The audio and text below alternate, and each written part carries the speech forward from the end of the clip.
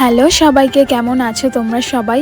হ্যাঁ জানি মাঝে কিছুদিন ভিডিও দিতে পারিনি, কারণ আমার লাইফে এক রুটিন চলে রোজ, যা আমি তোমাদের সাথে শেয়ার করলে তোমরাও বোরিং ফিল করবে, যার জন্য আমি শেয়ার করিনি।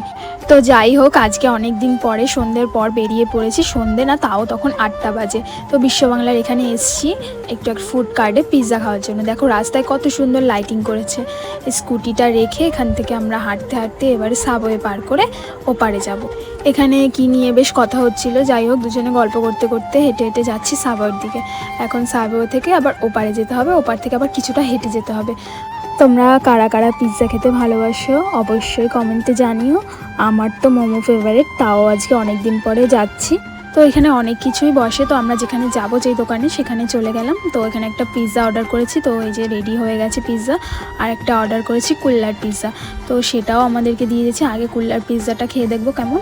তো দেখো কি দারুণ খেতে, সত্যি আমরা এটা খেতে বারবার আসি।